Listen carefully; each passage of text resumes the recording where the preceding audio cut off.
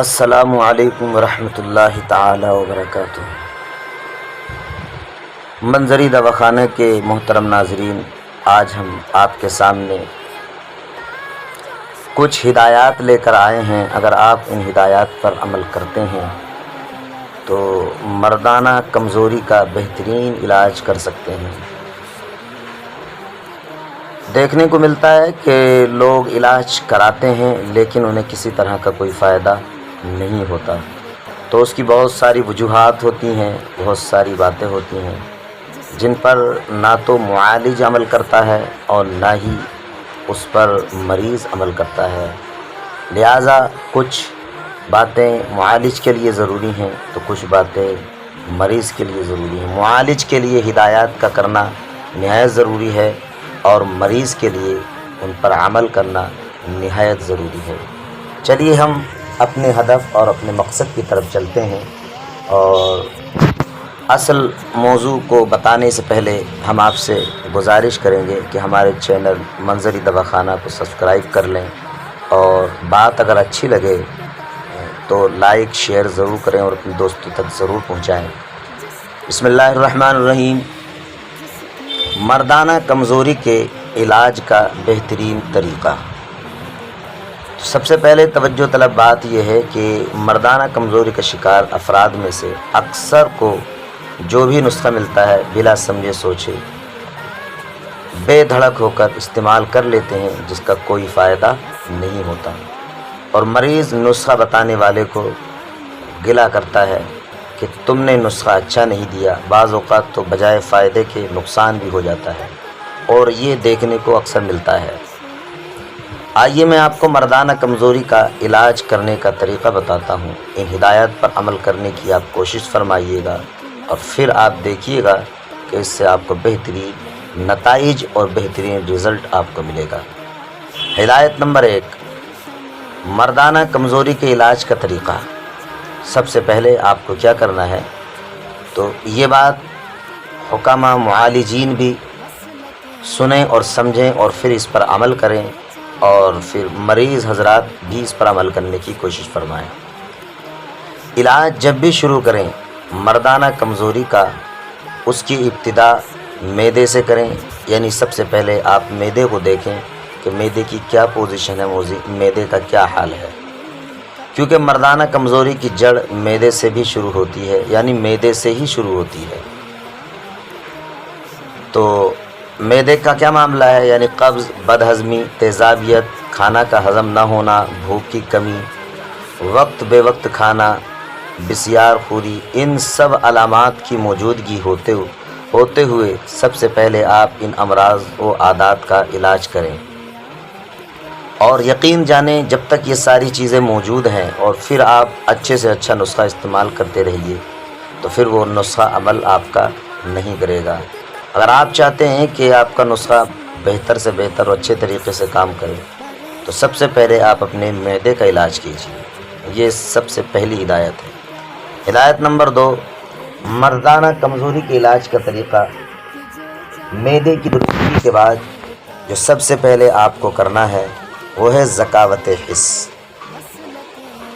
اب بہت سارے لوگ ذکاوت حس کو نہیں جانتے اور لوگوں کا علاج کر رہے ہیں۔ ذکاوت حس کیا ہے، چلیے میں آپ کو بتاتا ہوں۔ ذکاوت حس اس کو کہتے ہیں کہ سیکس کا خیال ذہن میں آتے ہی عضو خاص سے مزی یا منی یا پھر پانی جیسی رطوبت کا اخراج ہو جانا۔ ذہن میں شہوت کا خیال آتے ہی منی یا مزی یا پھر پانی جیسی رطوبت کا آپ کے عضو خاص سے باہر ہو جانا، یہی ہے ذکاوت حس۔ اور اکثر آپ میں کنواریں یا شادی شدہ حضرات اس مرض کا لازمی شکار ہوتے ہیں۔ یہ سمجھیں کہ مردانہ کمزوری کے تمام امراض میں اکثر ذکاوت حس کا مسئلہ ہے، یعنی زیادہ تر لوگوں کو ذکاوت حس کی شکایت رہتی ہے اور لوگ ذکاوت حس کو سمجھ نہیں پاتے ہیں، اور آپ اس کو حل کیجئے، اور اس کو حل کیے بغیر دیگر طاقت یا ٹائمنگ کی دوا کھاتے ہیں تو وہ بیکار ہے۔ اس لیے کہ ذکاوت حس کا علاج ایسے ہی ہے جیسے کہ عمارت بنانے میں اس کی بنیاد بنانا ہوتی ہے۔ آپ عمارت بنانا چاہتے ہیں اور آپ نے بنیاد نہیں رکھی ہے تو پھر آپ عمارت کبھی بھی نہیں بنا سکتے۔ لہٰذا سب سے پہلے ذکاوت حس کو دور کیجئے، اور جب ذکاوت حس دور ہو جائے گی تو پھر انشاءاللہ باقی جتنی بھی دوائیں آپ استعمال کریں گے، خواہ وہ ٹائمنگ کی ہو یا اس کے علاوہ کسی دوسری چیز کی ہو، ان تمام امراض میں ساری کی ساری دوائیاں کام کریں گی۔ ہدایت نمبر 3، مردانہ کمزوری کے علاج کا طریقہ۔ ذکاوت حس کا علاج جب ہو جائے تو مغلظ ادویات استعمال کرنی چاہیے۔ آپ کو مغلظ کا بھی سمجھنا ضروری ہے۔ بتانے کی کوشش کروں گا کہ مغلظ کن ادویات کو کہتے ہیں۔ مغلظ یعنی مادہ منویہ یا منی کو گاڑھا کرنے کی دوائی کو مغلظ کہتے ہیں۔ اس کے استعمال میں یعنی ایسا کرنے کے لیے اس میں صفوف، معجون، گولی یا پھر کیپسول کوئی بھی طریقہ استعمال کر سکتے ہیں۔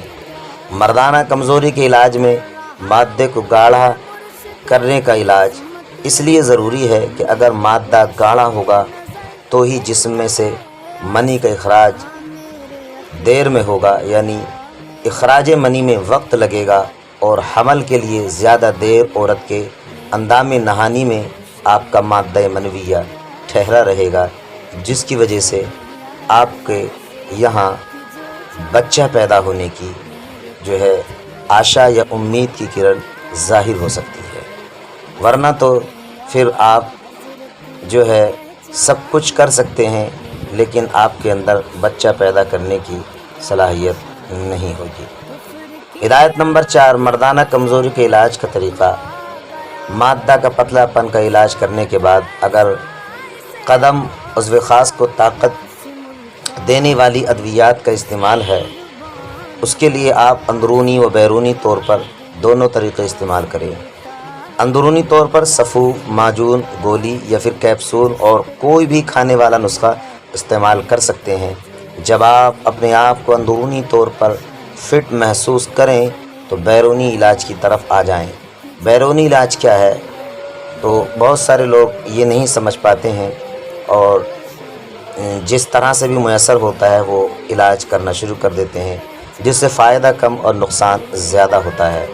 تو بیرونی علاج کے بے شمار طریقے ہیں، اس میں آئل، مرہم، ٹکور، پٹی لگانا اور بھی کافی طریقے ہیں۔ آپ کوشش کریں کہ آسان اور سادہ طریقہ استعمال کریں اور لگانے والی چیز وہ استعمال کریں جس سے عضو پہ یعنی عضو خاص پہ چھالے یا دانے نہ بنے۔ ہاں اگر کوئی ایسی چیز آپ نے استعمال کی ہے یا ایسا تلا استعمال کیا ہے جس کے لگانے کے بعد آپ کے عضو خاص پر چھالے یا دانے پڑ گئے ہیں تو دوا لگانا چھوڑ کر عضو پر دیسی گھی یا پھر مکھن لگا کر 2-3 دن کے لیے آپ روک سکتے ہیں، پھر انشاءاللہ وہ چھالے اور دانے بھی ختم ہو جائیں گے۔ یہ 4 آسان سادی ہدایات تھیں، ان پر آپ عمل کر کے انشاءاللہ مردانہ کمزوری کا جڑ سے خاتمہ کر سکتے ہیں اور مکمل طریقے سے اپنا علاج کر سکتے ہیں اور فائدہ پا سکتے ہیں۔ لہٰذا مردانہ کمزوری کے مکمل خوراکی و لگانے والے نسخے آپ ہمارے ہاں سے آرڈر کر سکتے ہیں، یعنی آپ ہم سے رابطہ کر سکتے ہیں۔ منظری دواخانہ آپ کے لیے ہر وقت آپ کی خدمت کرنے کے لیے تیار ہے۔ آپ جہاں بھی ہوں، کہیں بھی ہوں، کسی بھی جگہ ہوں، کسی بھی حال میں ہوں، آپ ہم سے رابطہ کر کے اپنی ان تمام تر بیماریوں کا آسانی سے اور رازداری سے مجرب نسخہ جات سے اپنا علاج کرا سکتے ہیں۔ منظری دواخانہ، حکیم مفتی محمد فہیم رضا منظری۔ ہمارا نمبر ہے 9536019382۔